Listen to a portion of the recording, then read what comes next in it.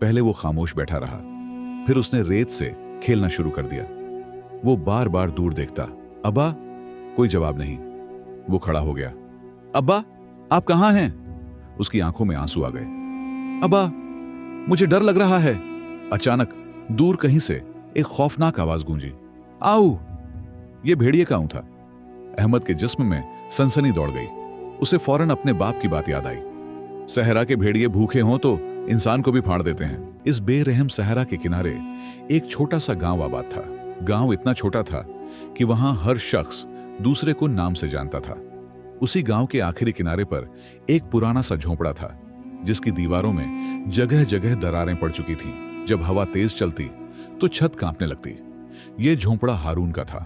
हारून एक गरीब मजदूर आदमी था। उसकी जिंदगी हमेशा गरीबी में गुजरी थी। सुबह सूरज निकलने से पहले घर से निकलता, दिन भर दूसरों के खेतों में काम करता, कभी लकड़ियां काटता, कभी कुआं खोदता और शाम को थका हारा वापस आ जाता।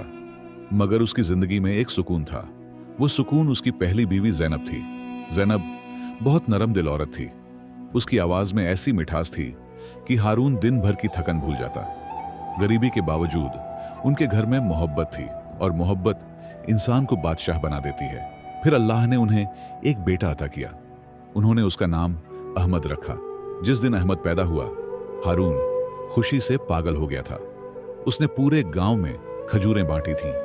हालांकि उसके पास अपने लिए रोटी खरीदने के पैसे भी मुश्किल से होते थे। वो अक्सर अहमद को सीने से लगाकर कहता, बेटा, तू मेरी जिंदगी का चरागा है।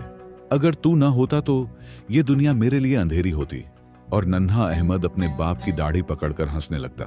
मगर खुशियां हमेशा कायम नहीं रहती। एक सर्द रात जैनब शदीद बीमार पड़ गई। शुरू में सबने उसे मामूली बुखार समझा, मगर बीमारी बढ़ती गई। गांव में कोई हकीम न था। हारून ने अपनी जमा पूंजी खर्च कर दी, यहां तक कि जैनब के इलाज के लिए अपनी बकरी भी बेच दी। मगर तकदीर का फैसला बदल न सका। एक रात जैनब ने अहमद को अपने सीने से लगाया, उसके बालों को चूमा, फिर हारून की तरफ देखकर आहिस्ता से बोली, मेरे बाद मेरे बच्चे का ख्याल रखना। और अगले ही लम्हे उसकी सांस टूट गई। उस रात हारून पहली बार बच्चों की तरह रोया था। उसे लगता था जैसे उसके घर की रोशनी बुझ गई हो। दिन गुजरते गए। अब झोंपड़ा पहले जैसा न रहा। न वो हंसी थी, न वो सुकून। हर चीज अधूरी लगती थी। छोटा अहमद अक्सर रात को उठकर पूछता, अब्बा, अम्मी कब आएंगी? और हर बार हारून का दिल टूट जाता। शुरू के महीनों में हारून ने पूरी कोशिश की कि वो माँ और बाप दोनों का किरदार अदा करे। वो खुद अहमद को नहलाता, उसे खाना खिलाता, रात को सीने से लगाकर सुलाता। मगर वक्त के साथ तन्हाई इंसान को अंदर से खाने लगती है। गांव वालों ने उसे समझाना शुरू किया, हारून, दूसरी शादी कर लो, घर संभल जाएगा, बच्चे को भी मां मिल जाएगी। पहले तो हारून ने इनकार किया। उसे लगता था कि कोई औरत जैनब की जगह नहीं ले सकती। लेकिन आखिरकार वो मान गया। उसी गांव में एक औरत रहती थी, अस्मा। वो खूबसूरत थी, बड़ी बड़ी आंखें, मीठी आवाज और बातों में अजीब कशिश। मगर इस खूबसूरती के पीछे एक खतरनाक दिल छुपा हुआ था। शादी के शुरुआती दिनों में अस्मा ने ऐसा दिखाया जैसे वो अहमद से बहुत मोहब्बत करती हो। वो लोगों के सामने उसे गोद में उठाती, उसके सर पर हाथ फेरती और हारून से कहती, मैं अहमद को अपने बेटे की तरह रखूंगी। ये सुनकर हारून मुतमिन हो गया। मगर जैसे ही घर का दरवाजा बंद होता, सब बदल जाता। अस्मा का चेहरा सख्त हो जाता। वो अहमद को हिकारत से देखती, जैसे वो कोई इंसान नहीं बल्कि बोझ हो। एक दिन उसने अहमद को रोटी मांगते देखा तो गुस्से से बोली, हर वक्त खाता ही रहता है, क्या तेरा पेट कभी नहीं भरता? अहमद डर कर खामोश हो गया। वो अभी सिर्फ 7 साल का था। उसकी मासूम आंखें समझ नहीं पाती थीं कि आखिर उसने क्या गलत किया है। आहिस्ता आहिस्ता जुल्म बढ़ने लगा। अस्मा उसे सुबह से शाम तक काम करवाती, कभी पानी भरवाती, कभी लकड़ियां उठवाती, कभी जानबूझकर बर्तन गिरा देती और इल्जाम अहमद पर डाल देती। और जब हारून घर वापस आता तो वो रोना शुरू कर देती, मैं इस बच्चे से तंग आ गई हूं, ये मेरी बात नहीं मानता, मुझे जवाब देता है, पूरा दिन मुझे सताता रहता है। शुरू में हारून अहमद का दिफा करता, मगर रोज रोज की बातों ने उसके दिल में शक पैदा करना शुरू कर दिया।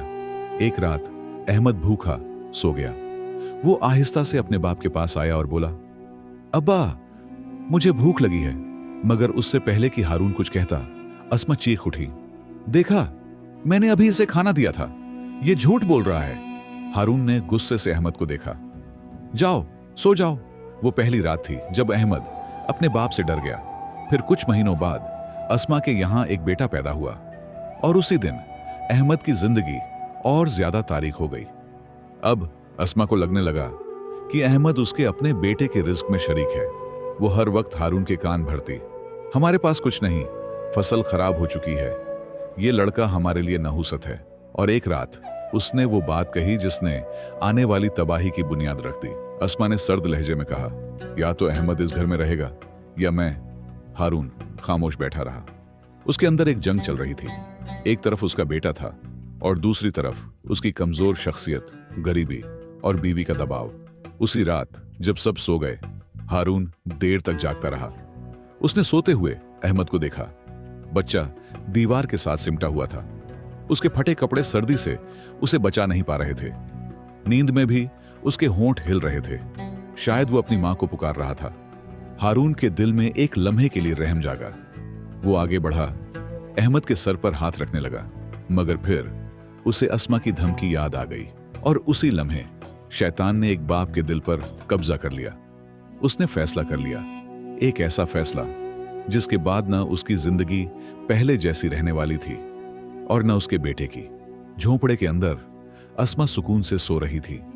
उसके होंठों पर हल्की सी मुस्कुराहट थी, जैसे उसे यकीन हो कि आज उसके रास्ते का कांटा हमेशा के लिए हट जाएगा। हारून ने एक बार फिर सोते हुए अहमद की तरफ देखा। बच्चा दीवार के साथ सिकुड़ा हुआ था। सर्दी की वजह से उसके हाथ अपने सीने से लिपटे हुए थे। चेहरा मासूम था, बाल बिखरे हुए थे और आंखों के किनारों पर सूखे आंसुओं के निशान थे। शायद वो रोते रोते सोया था। ये मंजर देखकर एक लम्हे के लिए हारून के कदम रुक गए। दिल के किसी कोने से आवाज आई, ये तेरा बेटा है, तेरे खून का हिस्सा। मगर उसी लम्हे अस्मा की आवाज उसके जहन में गूंजी, या वो रहेगा या मैं। हारून ने आंखें मजबूती से बंद कर लीं। फिर आहिस्ता से आगे बढ़ा और अहमद के कंधे को हिलाया। अहमद, उठो बेटा। अहमद ने नींद भरी आंखें खोली। पहले तो वो घबरा गया, मगर जब उसने देखा कि उसका बाप उसके करीब बैठा है तो उसके चेहरे पर खुशी आ गई। अब्बा, हारून ने जबरदस्ती मुस्कुराने की कोशिश की। आज हम दोनों एक खास जगह जा रहे हैं। कहां अब्बा? सहरा में शिकार सीखने। यह सुनकर अहमद की आंखें खुशी से चमक उठी। मुद्दत बाद उसके बाप ने उससे मोहब्बत से बात की थी। वो फौरन उठ बैठा। सच अब्बा, आप मुझे भी शिकार सिखाएंगे? हारून ने नजरें चुरा ली। हां, जल्दी तैयार हो जाओ। अहमद ने अपने फटे हुए कपड़े पहने, मुंह धोया और खुशी खुशी बाहर आ गया।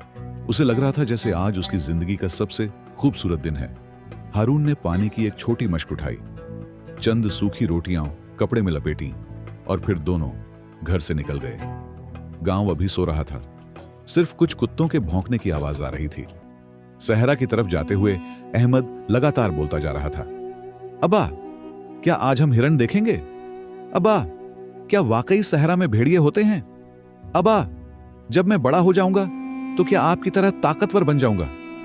मगर हारून सिर्फ मुख्तसर जवाब देता, हां, शायद देखेंगे। उसकी आवाज में अजीब बोझ था। ज्यों-ज्यों वो आगे बढ़ते गए, गांव पीछे रहता गया। अब चारों तरफ सिर्फ रेत थी। सूरज आहिस्ता आहिस्ता ऊपर आ रहा था और सहरा गर्म होने लगा था। चंद घंटे चलने के बाद अहमद के कदम थकने लगे, मगर वो शिकायत नहीं कर रहा था। वो अपने बाप को खुश करना चाहता था। दोपहर तक सूरज आग बरसाने लगा। रेत इतनी गर्म हो गई कि अहमद के नंगे पांव जलने लगे। उसकी सांस फूल रही थी, मगर वो खामोश रहा। आखिरकार वो एक सुनसान जगह पहुंचे। वहां दूर दूर तक कुछ न था। सिर्फ एक पुराना सूखा दरख्त खड़ा था, जैसे बरसों से किसी का इंतजार कर रहा हो। हारून रुक गया। उसके गले में जैसे कुछ अटक गया हो। अहमद खुशी से बोला, अब्बा, क्या हम यहां आराम करेंगे? हारून ने बमुश्किल सर हिलाया। हां, तुम यहां बैठो। दोनों दरख्त के नीचे बैठ गए। हारून ने पानी की मशक खोली और अहमद को दी। फिर एक सूखी रोटी उसके हाथ में दी। अहमद भूख से फौरन खाने लगा। वो नहीं जानता था कि ये उसके बाप के साथ उसकी आखिरी रोटी है। कुछ लम्हे खामोशी रही, फिर हारून ने कांपती आवाज में कहा, अहमद, मैं जरा आगे जा रहा हूं, शायद उधर हिरन के निशान हों। तुम यहां से हिलना मत, मैं जल्द वापस आऊंगा। अहमद ने मासूमियत से सर हिला दिया। जी अब्बा, मैं यहीं रहूंगा। हारून उठा। उसके कदम भारी थे। वो चंद कदम चला, फिर रुक गया। उसने मुड़कर देखा। अहमद दरख्त के नीचे बैठा रोटी खा रहा था। हवा उसके बालों को उड़ा रही थी। वो कभी अपने बाप को देखता, कभी सहरा को।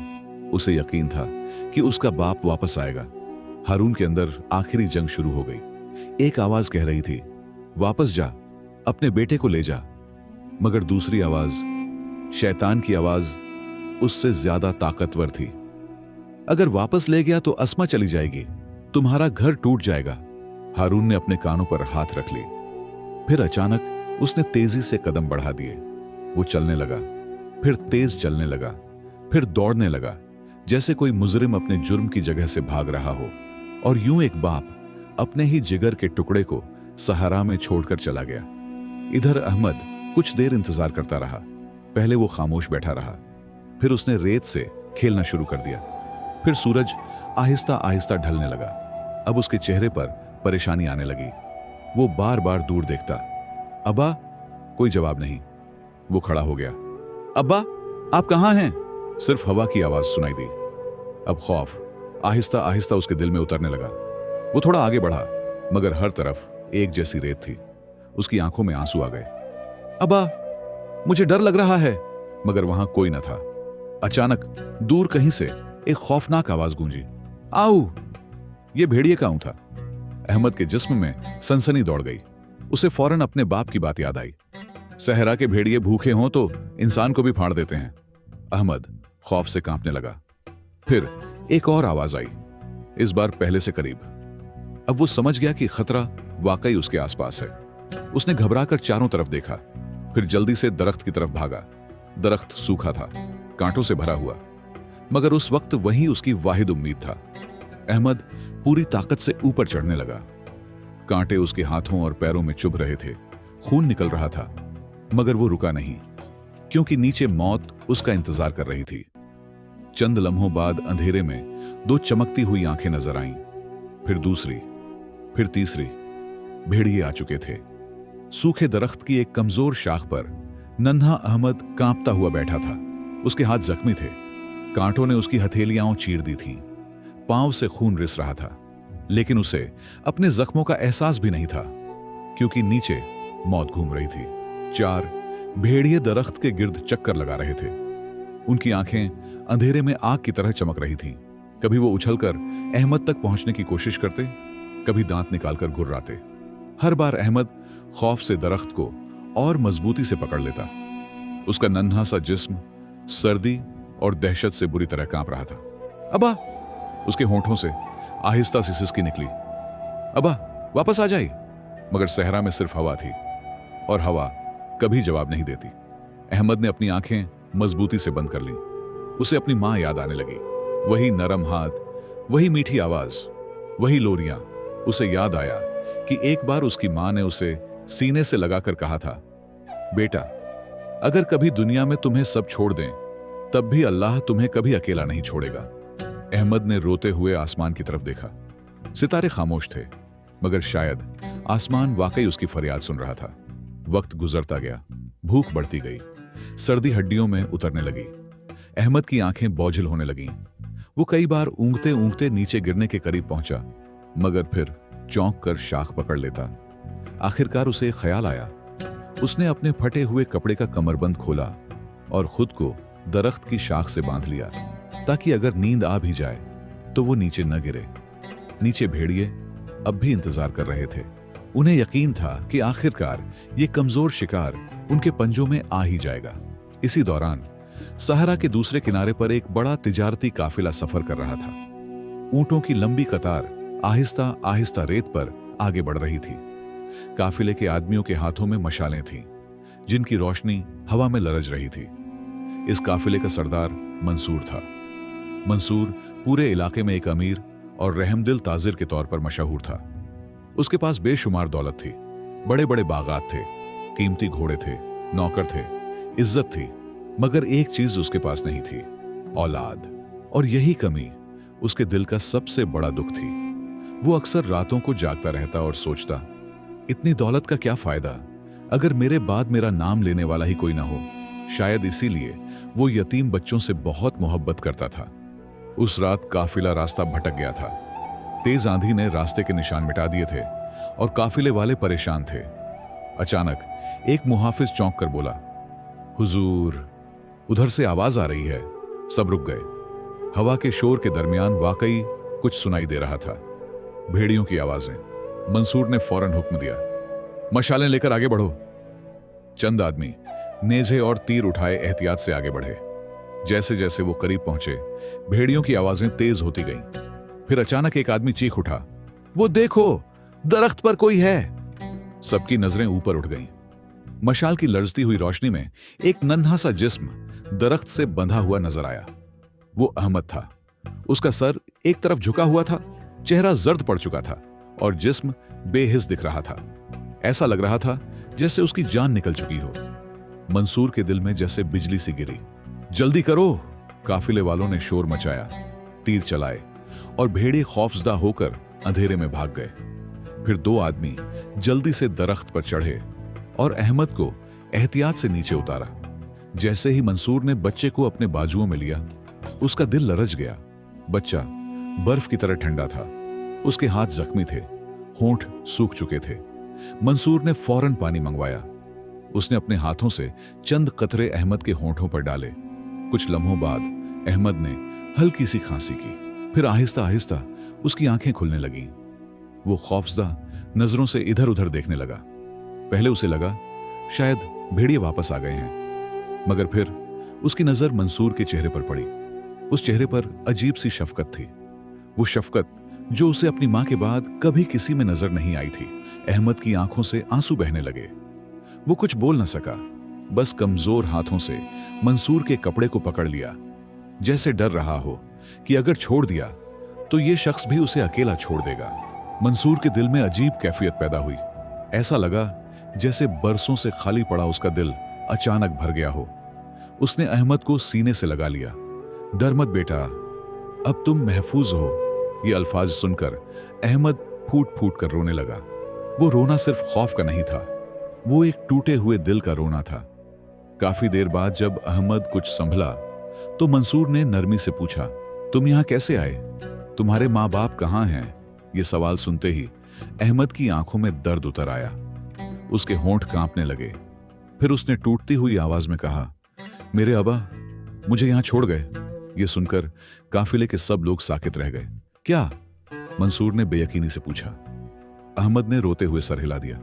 उन्होंने कहा था वो वापस आएंगे, मगर वो नहीं आए। ये सुनते ही मंसूर की आंखें भर आईं। उसने आसमान की तरफ देखा। शायद वो समझ चुका था कि आज उसे इस सहारा में क्यों लाया गया है। ये महज इत्तेफाक नहीं था, ये अल्लाह की तरफ से भेजा गया एक इम्तिहान था, और शायद एक नेमत भी। उसी वक्त मंसूर ने फैसला कर लिया। उसने अहमद के सर पर हाथ रखा और आहिस्ता से कहा, आज से तुम अकेले नहीं हो। अगर तुम चाहो तो मेरे साथ चल सकते हो।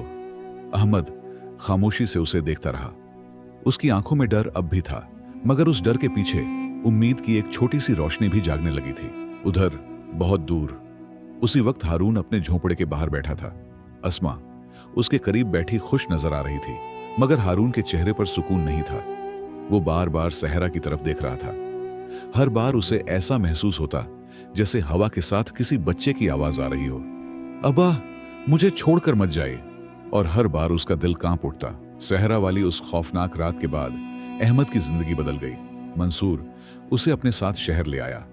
वो शहर अहमद के गांव से बिल्कुल मुख्तलिफ था। ऊंची दीवारें, वसीया बाजार, खुशबुओं से भरी गलियां, कीमती कपड़ों की दुकानें, ऊंटों के काफिले और हर तरफ लोगों का शोर। अहमद ने अपनी जिंदगी में पहली बार इतनी बड़ी दुनिया देखी थी।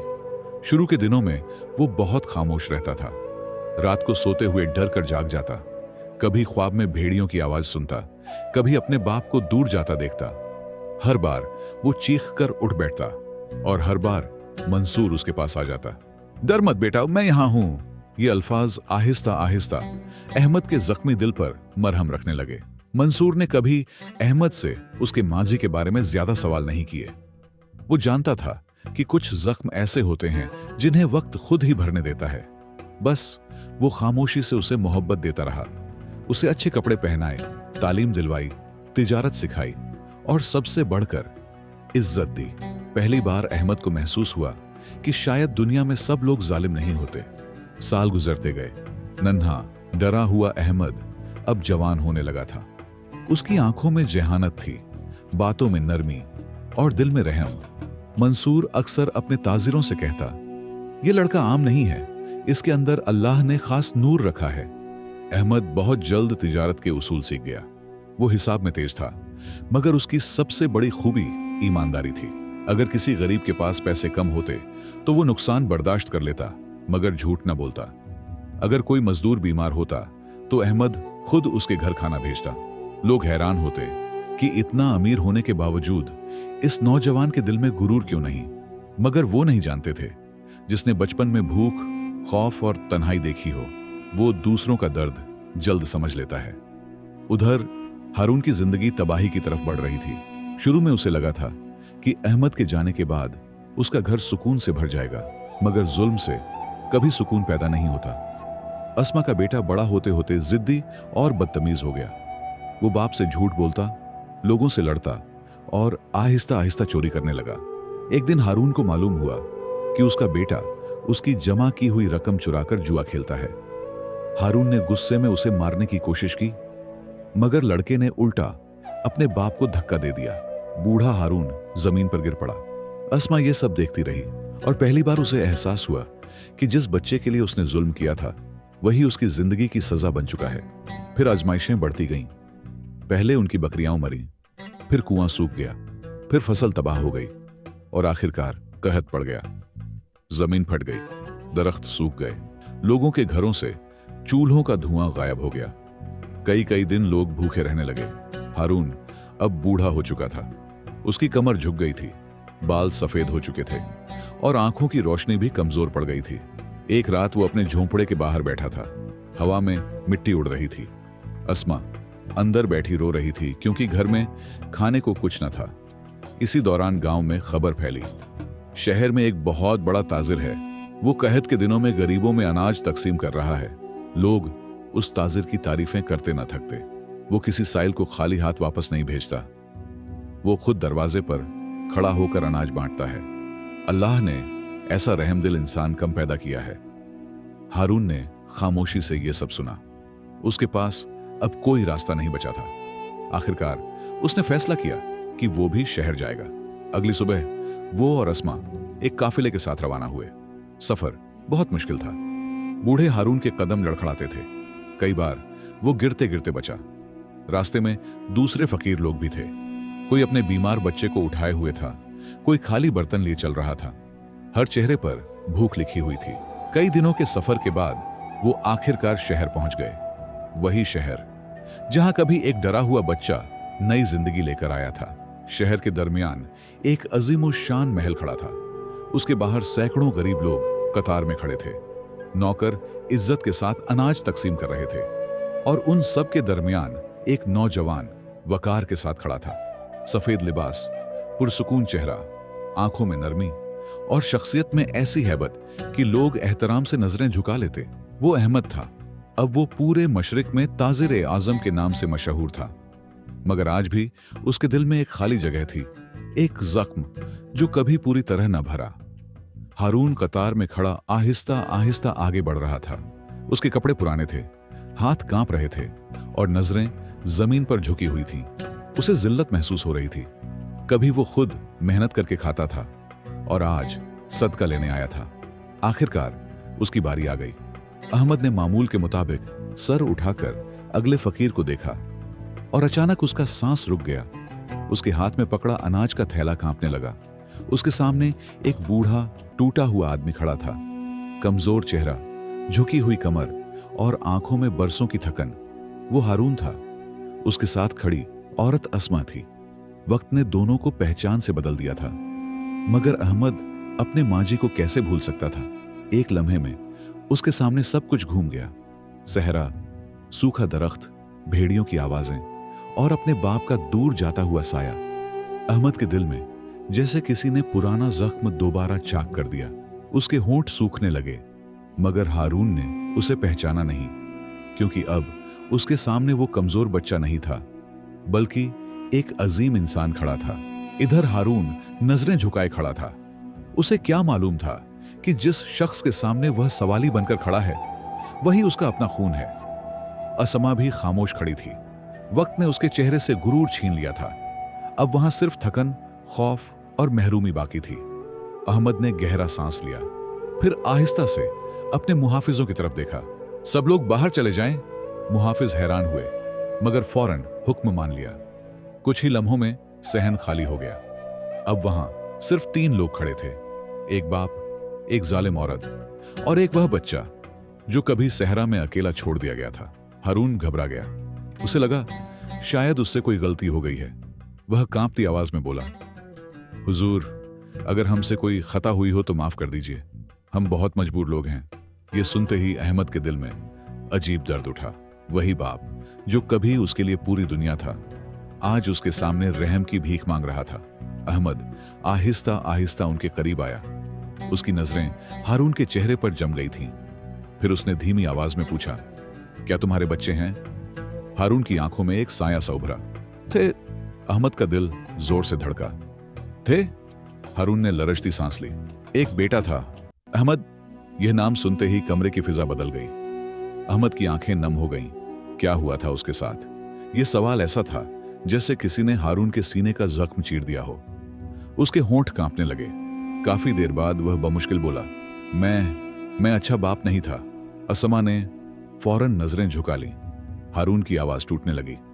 मैं कमजोर पड़ गया था, अपनी बीवी की बातों में आ गया, और एक दिन उसकी आंखों से आंसू बहने लगे। एक दिन मैं अपने बेटे को सहरा में छोड़ आया। ये कहते ही वह फूट फूट कर रो पड़ा। अहमद के दिल में जैसे तूफान उठ गया। वह बरसों से यही अल्फाज सुनना चाहता था, वह एतिराफ, वह पछतावा जो आज उसके सामने खड़ा था। हारून रोते हुए बोलता जा रहा था, मैं हर रात मरता हूं, हर रात मुझे उसकी आवाज सुनाई देती है, वह मुझे पुकारता है। फिर अचानक वह अहमद के कदमों में गिर गया। अगर अल्लाह ने मुझे एक बार मेरा बेटा वापस दे दिया होता तो मैं अपनी जान दे देता, मगर उसे दोबारा कभी तकलीफ न देता। अहमद की आंखों से आंसू बहने लगे। अस्मा भी अब सिसक रही थी। उसकी सारी सख्ती टूट चुकी थी। और फिर अहमद ने वह जुमला कहा जिसने दोनों को पत्थर बना दिया, भेड़ियों ने अहमद को नहीं खाया। हारून की सांस रुक गई। अहमद की आवाज भर्रा गई, क्योंकि वह अहमद मैं हूं। एक लम्हे के लिए वक्त जैसे थम गया। हारून की आंखें फैल गईं। वह कांपते हुए अहमद को देखने लगा। अब उसे उस आवाज में अपने बेटे की झलक महसूस होने लगी थी। वही आंखें, वही चेहरा, वही लहजा। अब अहमद खामोश खड़ा रहा। हारून के हाथ कांपने लगे। फिर वह चीख मारकर रोने लगा। ऐसा रोना जैसे किसी इंसान का दिल अंदर से फट गया हो। वह अहमद के कदमों से लिपट गया।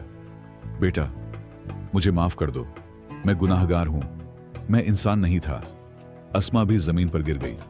हमसे बहुत बड़ा जुल्म हो गया। कमरे में सिर्फ रोने की आवाजें गूंज रही थीं। अहमद के दिल में बरसों का दर्द था। वह चाहता तो बदला ले सकता था, चाहता तो उन्हें धक्के देकर निकाल देता, चाहता तो कह देता, जाओ आज तुम भी वही दर्द महसूस करो जो मैंने किया था। मगर फिर उसे मंसूर याद आया, वह शख्स जिसने उसे सिखाया था कि ताकत इंतकाम में नहीं, माफ करने में होती है। अहमद ने आहिस्ता से अपने बाप को उठाया। हारून हैरत से उसे देखने लगा। अहमद की आंखों में आंसू थे। अब्बा, आपने मुझे बहुत तकलीफ दी। यह सुनकर हारून का सिर झुक गया। मगर अगर मैं भी आज आपको ठुकरा दूं तो फिर मुझ में और आप में क्या फर्क रह जाएगा? हारून जोर जोर से रोने लगा। अहमद ने अपने खादिमों को बुलाया। आज से यह दोनों मेरे मेहमान नहीं, मेरे अपने हैं। इनके रहने, खाने और इलाज का बेहतरीन इंतजाम किया जाए। असमा हैरत से अहमद को देखती रही। जिस बच्चे को उसने कभी रोटी के लिए तरसाया था, आज वही उसे इज्जत दे रहा था। यह अल्लाह की अदालत थी। कुछ दिनों बाद महल की फिजा बदलने लगी। हारून अक्सर बाग में बैठकर अहमद को देखता रहता। हर बार उसकी आंखें भर आती। उसे यकीन नहीं आता था कि जिस बच्चे को उसने मौत के हवाले किया था वही आज उसके बुढ़ापे का सहारा बन गया है। एक रात हारून आहिस्ता से अहमद के कमरे में आया। अहमद इबादत के बाद दुआ कर रहा था। हारून खामोशी से उसके करीब बैठ गया। काफी देर बाद उसने लरजती आवाज में कहा, बेटा, मैं पूरी जिंदगी अपने गुनाह का बोझ उठाता रहा, मगर तुमने मुझे माफ करके मेरा दिल हल्का कर दिया। अहमद ने अपने बाप के हाथ पकड़ लिए। अब्बा, बाज जख्म कभी नहीं भरते, मगर इंसान अगर नफरत को दिल में रखे तो वह खुद भी मर जाता है। हारून की आंखों से आंसू बहने लगे। उसी रात उसने पहली बार सुकून की नींद सोई और शायद कई साल बाद पहली बार उसे लगा कि अल्लाह ने उसे माफ कर दिया है। यह कहानी हमें सिखाती है कि जुल्म का अंजाम हमेशा बुरा होता है, मगर माफी और रहम इंसान को अल्लाह के करीब कर देते हैं। जो शख्स सब्र करता है, अल्लाह उसे वहां से इज्जत देता है जहां से वह कभी सोच भी नहीं सकता। और याद रखो, कभी कभी टूटे हुए दिल ही दुनिया के सबसे खूबसूरत इंसान बनते हैं।